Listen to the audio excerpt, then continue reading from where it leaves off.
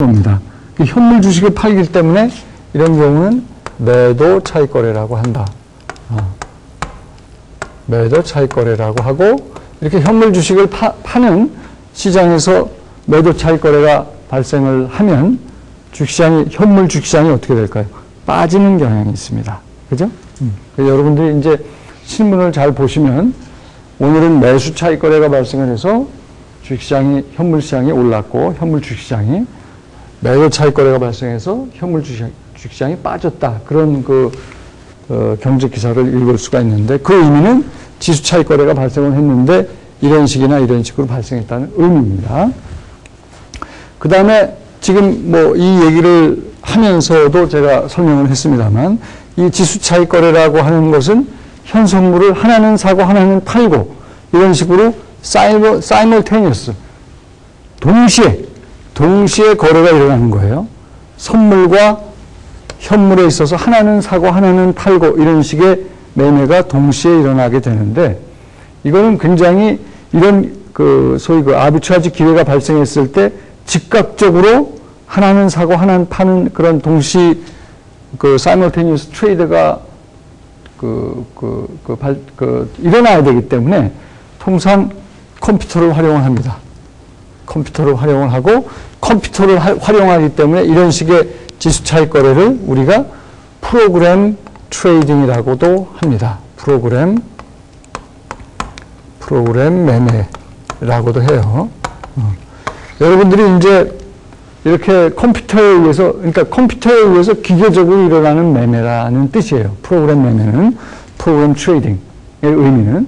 그러니까 프로그램 매매의 대표적인 게 지수 차익 거래가 있고, 나중에 이제 여러분들이 배우게 될 포트폴리오 보험이라는 게 있습니다. 포트폴리오 보험은 참고적으로, 우리가 이제 옵션 가서 신테릭한 인위적인 콜옵션, 풋옵션을 만드는 과정에서 이 포트폴리오 보험 얘기가 나옵니다. 그것도 프로그램 매매의 일종이에요. 통상 프로그램 매매다 그러면은 지수 차익 거래도 프로그램 매매고, 나중에 배우게 될 포트폴리오 보험, 포트폴리오 인슈런스도 프로그램 매매가 되는 겁니다. 그게 이제 1987년에 블랙 먼데이라고 그래가지고 10월 19일 날, 그날이 월요일이었습니다. 주가가 아주 폭락하는 상황이 발생을 하는데, 그때 이런 지수 차익 거래와 포트폴리오 보험 매매가 일어나면서 문제가 발생을 했고, 그 문제 때문에 주가가 폭락을 했다 하는 얘기를 하는 건데, 여러분들이 이거를 제대로 이해를 하기 위해서는 조금 있다가도 이거를 설명하는 내용이 이제 간단히 또 나옵니다만, 포트폴리오 보험도 이해를 해야 되기 때문에, 글쎄요, 이거를 뭐 하나의 과제로 생각하고 지금 조금 이해를 하려고 노력을 해보고, 나중에 포트폴리오 보험 공부를 한 다음에도 또 한번 노력을 하는 기회를 갖도록 하겠습니다. 그 다음에 이제 주가지수 선물은 스페큘레이션, 투기 목적으로 사용을 할 수가 있어요. 그래서 주가지수 선물이 앞으로 올라갈 것이다, 또는 주가지수 선물이 앞으로 떨어질 것이다, 그 방향성에 대한 확신이 있으면 거기에 맞게 베팅을 할 수가 있습니다. 그래서 이 디렉션에 대한 베팅이다. 참고로 지난번에도 말씀을 제가 잠깐 드린 것 같은데, 미래에셋 회장으로 알려진 박현주 씨가 외환 위기 때 이 주가지수 선물에 대한, 그때 외환 위기 때는 주가지수 선물이 어떻게 됐을 것 같아요? 계속 빠졌겠죠. 그 베팅을 하면서 포지션을 어떻게 취합니까? 주가지수가 선물이 빠질 것이다 라는 그 방향성이 예측이 되면 숏 포지션을 취하겠죠. 그래서 큰 이익을 챙겼다는, 믿거나 말거나 그런 얘기가 있습니다. 그 다음에 이제 이렇게, 이거는 이제 방향성에 대해서 베팅을 하는 건 우리가 스페큘레이션이 크게 두 종류를 나눌 수가 있죠. outright position. 그러니까 방향성에 대해서 롱이냐 숏 포지션을 취해가지고 자기 예측이 맞으면 이익을 챙기는 그런 스페큘레이티브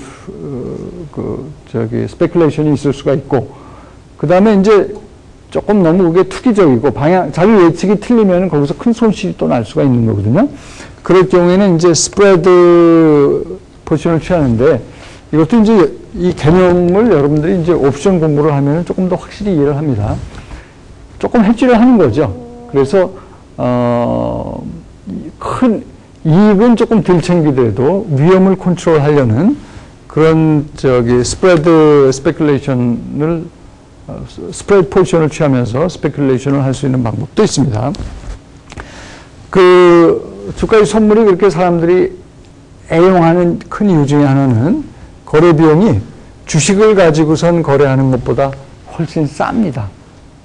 그래서 스페큘레이션 용도로도, 물론 이거를 헤지 용도로도 쓰이지만, 조금 이따가 나오겠지만, 스페큘레이션 용도로도 이게 거래 비용이 싸기 때문에 많이 애용이 된다.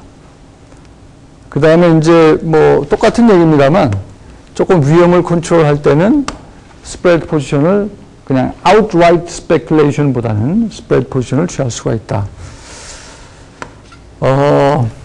베어링이라는 그 영국계 그 금융기관인데요. 뭐 은행도 있고,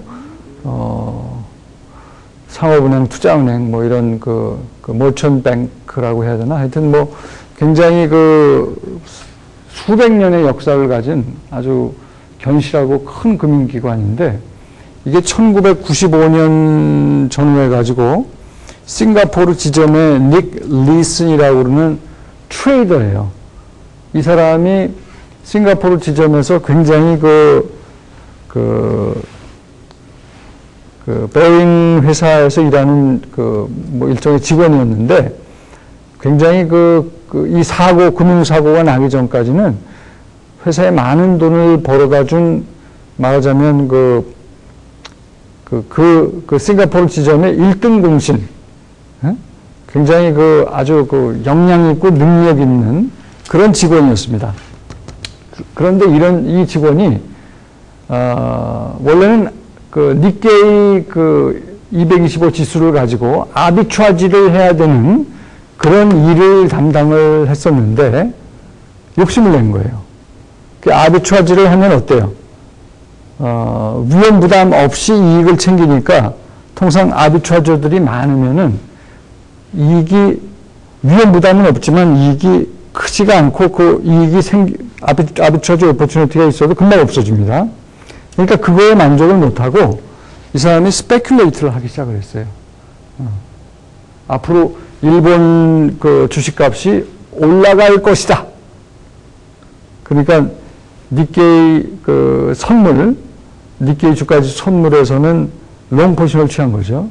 그런데 그 당시에 95년도에 고베 지진이 나면서 일본 주식시장이 폭락을 하게 됩니다. 그러니까 니케이 주가지 선물도 어떻게 되겠어요? 폭락을 하게 되죠. 그러면서 뭐 그 과정에서 뭐 하여튼 해지로 걸었던 풋옵션도 이제 팔게 되고, 뭐 그런 또 여러 가지 미스테이크가 겹치게 되는데, 그러면서 이 개인이 만들어낸 손실이 1.5 빌리언 달러니까 15억 불이죠. 15억 불의 손실을 발생을 시키고, 이 손실로 이 베어링이라는 회사는 완전히 망합니다. 지점에서 일어난 조그만 금융사고 하나가 지점은 물론이고 본점까지도 완전히 문을 닫게 되는. 그래서 이게 이제 얼마나 스페큘레이션이 무서우냐 하는 예로 많이 이제 인용이 되죠. 결국 이 베어링이라는 회사는 누가 인수를 합니까? 여러분, ING라는 네덜란드계 이것도 이제 종합금융회사인데, 그 회사가 인수를 하면서, 결국은 베어링이라는 회사는 이제 역사의 뒤안길로 사라지는 그런 얘기입니다. 그 다음에 해지로도 주가지수 선물이 많이 활용이 되는데요.